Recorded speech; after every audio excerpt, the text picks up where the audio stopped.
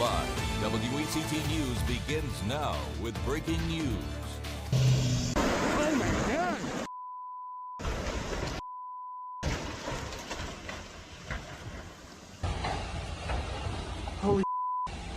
Holy.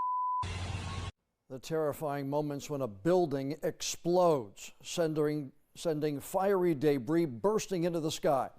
You can hear the fear in the voices of the witnesses who saw it happen. We're going to hear from them tonight and get an update on the first responders who are hurt, along with new details just into our newsroom about the driver who police say is responsible for the blast that rocked New Center Drive in Wilmington earlier today. I want to take a look at what's left of that office building right next to Bob King GMC dealership. Now, this is a view from our First Alert Sky Tracker drone. You can't get this kind of a concept of the damage done from the ground. This shows you the blast and how much it gutted the top of that building along New Center Drive. We're told you could see the debris flying from the explosion for miles after it happened. Now, we have live team coverage tonight of this breaking news story. WECT's Ariana Bertolotti is live at the scene. She's hearing from first responders and from witnesses. Daniela Hankey has a look at the First Alert traffic update and the impact on drivers this rush hour. We're going to begin, though, with WECT's Francis Weller leading our coverage from the field. And Fran, we just got the details on the explosion and the driver involved, so get us up to speed on what we know. Absolutely, John. New details on the driver police say caused this explosion. Police say Jason Beach is responsible. He has been arrested. He has been charged with a slew of things, including driving while impaired. They also say they found drug paraphernalia. They say he hit a gas line when he hit the building, and he tried to take off, but from there he was arrested. As for the explosion, the Wilmington Fire Department says firefighters were doing a primary search of the building after the car crash. That's when they were making sure no one was inside, and that's when fire crews say there was a second explosion. Now, the fire chief, Steve Mason, says it is possible that the oxygen tanks caused a second explosion, but that has not been verified. He did, though, say it is possible. We're told that 4 firefighters were hurt, sent to the hospital. 2 of them are out of the hospital.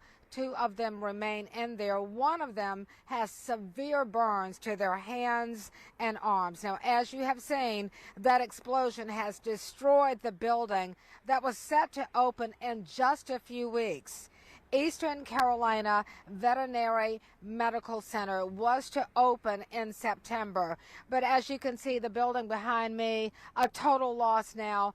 There is no telling when that vet clinic will open. Now, as for the driver, Jason Beach, police say he does face a number of felony charges tonight and remains in jail on a $100,000 bond.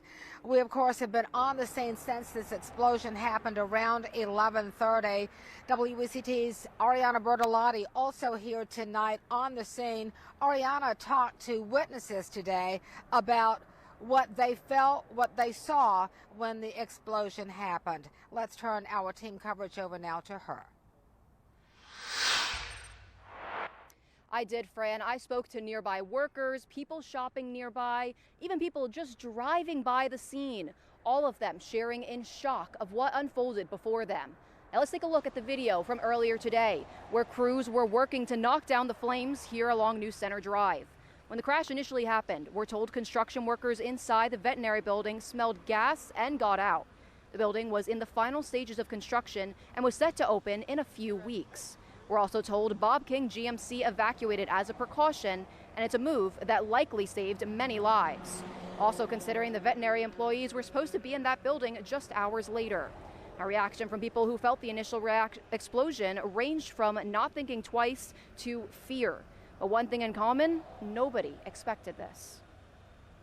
A regular Monday at work, and then I was in the kitchen. We were all about to eat, whenever all the containers started to fail, and then we kind of felt a little bit of movement, so we were all like, oh my God, did someone crash in the back of the parking lot? So we all go back, and then we see all the ashes from the top, and then some wood like falling. Spoke with the vet medical. As for people inside the building, I spoke with the Vet Medical Center's administrator, who said employees were supposed to be in the building just hours after this explosion. Now, this is something we've been saying all day. This is a situation that could have been a lot worse. Now, with that, I'm going to throw it back to you, Fran.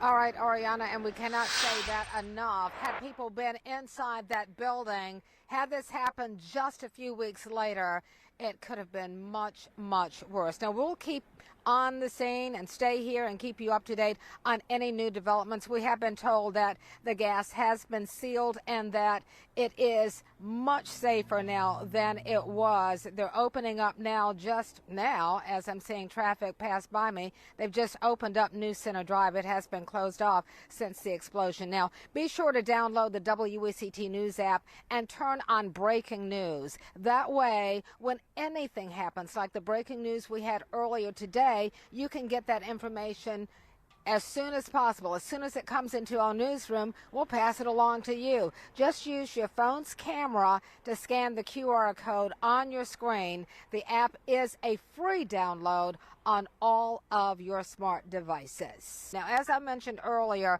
4 firefighters were injured. They are in the hospital.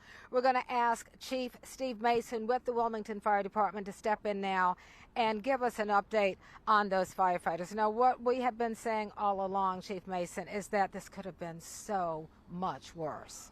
I think that's almost an understatement, Fran. That clearly, if this building had been full at the time or in operation when the explosion occurred, we would have certainly been looking at a much worse situation. But thankfully, that's not the case, and so it's still a pretty terrifying event. But Yes. We're just so grateful that the building was not occupied at the time. Well, you do have 4 injured firefighters. Tell us about their conditions. So shortly after arrival, when the we had people in the building monitoring for gas when the explosion occurred. There was 2 explosions from what I was told. We had, like you said, 4 firefighters that were injured. 2 of them were transported to the hospital for concussion protocols due to the force of the blast.